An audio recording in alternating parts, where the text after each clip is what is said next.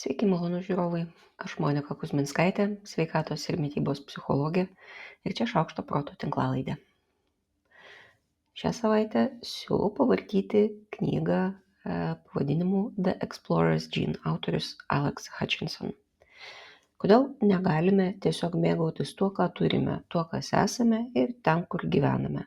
Kas verčia mus patirti nuotykių, pokyčių ir tyrinėjimų nepatogumą ir nuostabą? Ar tai kažkas, ką paveldėjome iš savo smalsių, geriau išgyvenimui pasirengusių protėvių? Ar tai šalutinis mūsų nerimstančių smegenų produktas? Knyga pavadinimo The Explorer's Gene, autorius Alex Hutchinson. Planas valgymui. Tęsiant temą apie kliūtis pakeliui į sveiką mitybą, gerai, o kas padeda? Viena iš dažnai minimų atramų yra tinkamas pasiruošimas ir planas. Aizeno sukonstruota teorija apie planuotą elgesį pritaikoma ir valgymui, juk valgymas visų pirma elgesys, taip? Teorija sako, kad elgesio ketinimus ir elgesį lemia nuostatos į elgesį, vidinės normos ir suvokiama to elgesio kontrolė. Angliškai teorija vadinama planned behavior. Realų valgymo elgesį, pamatuota šiame tyrime po 6 metų nuo pirmosios tyrimo dalies, lemia ketinimai. Ir kuo ketinimai mažiau kinta, tuo stipriau jie lemia realų valgymą. Ir tuo mažiau valgymą lemia prieš tai buvusi valgymo istorija. Tai reiškia, kad visai nesvarbu, kaip jums atrodo, kad smarkiai klydot praeityje, svarbiausia, kaip stipriai nusprendėt toliau valgyti tik tinkamai. Savo ruožtų ketinimus stipriai lemia tai, kaip suvokiate save pačią ir save patį. Angliškai terminas self-identity. Ir tokie rezultatai yra reikšmingi net tada, kai tyrimą atlieka skeptiškai nusiteikę tyrėjai. Tai tokia papildoma kokybės kontrolės priemonė.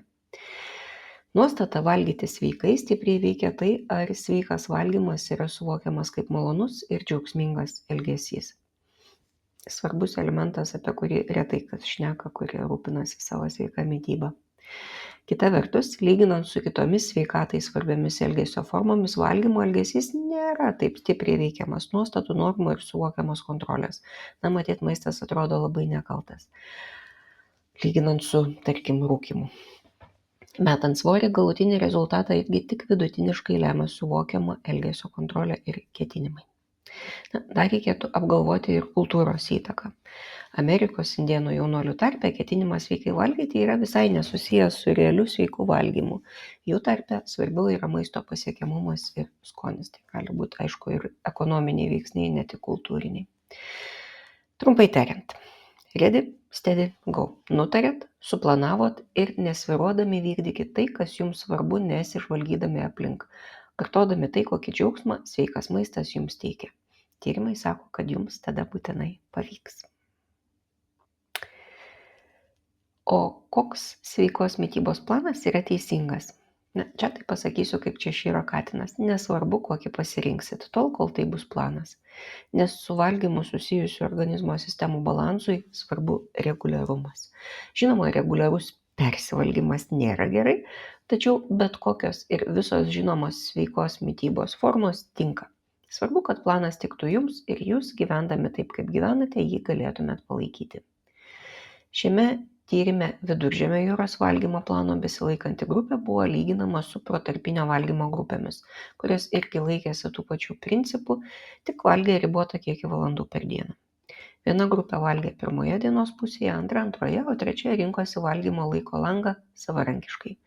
Visi dalyviai turėjo viršsvorio, visi tyrime dalyvavo 12 savaičių.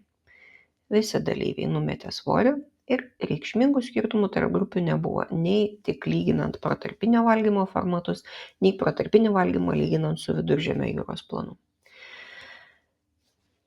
Pakartosiu, iš visos gausybės esamų sveikos mitybos planų pasirinkit tokį, koks jums skanu, koks jums tinka, kokį galėsit palaikyti neribotai ilgai ir ramiai jo laikykitės. Ilgainiui susidarantis įpročiai bet kokį planą pavers lengvu, o visos organizmo sistemos jums padėkos už nuoseklumą, nes joms prognozuoti reikalingus veiksmus bus gerokai lengviau. Kalbant apie tai, kada valgyti, nes tai turbūt viena iš svarbių plano dalių. Valgymas vakare turi daugiau rizikos veiksnių negu valgymas ryte. Taip sako ir tyrimų statistika, ir mano subjektyvi patirtis klausantis pasakojimo konsultacijų metu. Ryte turime jėgų struktūruoti savo veiklą, vykdyti numatytą planą ir tiesiog stengtis. Vakare jau būna įvykę daug visko per dieną, patirtas ne vienas streso epizodas, trūksta jėgų ir kantrybės, na ir tradiciškai galvojame, kad turime save apdovanoti ar paguosti už tokią dieną, kokia buvo. Planavimas yra viena iš geriausių priemonių nukenksminti valgymą vakare. Šiame tyrime vėlai vakare valgantis britai dalijosi, jog į vėlyvą vakarienę juos veda alkis, tai greičiausiai fiziologinis įprotis, aplinkos veiksniai, darbo laikas ir daug maisto talpinančios aplinkos, socialiniai veiksniai, bendravimas su šeima, kuris atrodo normalus valgant ir kažkoks keistas bendraujant be maisto, manau, tai lengvai galim pritaikyti ir bet kurioms šeimos šventėms. Ir galiausiai dalyviai taip pat minėjo elgesio ir emocinius veiksnius, asmeninius prioritetus ir prastesnę nuotaiką vakare. Buvo įvardinti ir palaikantis veiksniai, tie, kurie padėtų išvengti vėlyvo valgymo, tokie kaip aukšta motyvacija ir tarpasmeninis palaikymas. Planavimai pasiduotų ir darbo laikas, ir sutarimas su anksčiau valgančiais bendraminčiais, ir kelios alternatyvios aplinkos be maisto bendravimui su šeima. Taip pat suplanuoti galima ir veiklas, kurios sukurs geresnę nuotaiką ir bent jau kompensuos dienos nuovargį ir nusivylimą, jei toks ir ištiktų. Nesakau, kad tai lengva, tačiau tikiu, kad tai veikia. Be planavimo tai galbūt ir gali nutikti netyčia, bet sėkmės tikimybė bus reikšmingai mažesnė. Na ir viskam tam nereikia regimai sunkiai pasiekiamų resursų, tokių kaip valia ar sėkmė. Paaugliai dažnai užkandžiauja, bet jų pasirinkimus lemia asmeniniai ir kultūriniai veiksniai. Šiame tyrime buvo nagrinėta, kaip skirtingi valgymo stiliai, pavyzdžiui, emocinis ar sąmoningas valgymas ir įsitikinimai apie elgesį veikia paauglių užkandžiavimą Kinijoje ir Anglijoje. Kinijos paaugliai dažniau ribojo savo valgymą, rečiau užkandžiavo dėl išorinių veiksnių ir turėjo neigiamą požiūrį į nesveikus užkandžius.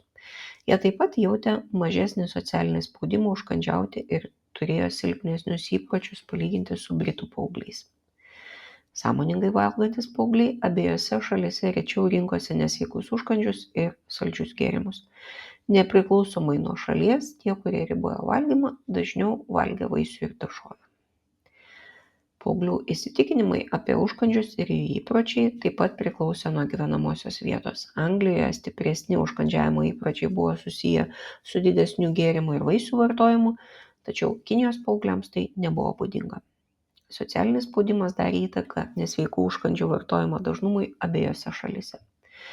Aš čia noriu paryškinti, kad paaugliams dar sunku planuoti, ne tik dėl patirties trūkumo, bet ir todėl, kad jie gerokai aukštesnį prioritetą teikia aplinkos veiksniams, o nesiekiamam rezultatui.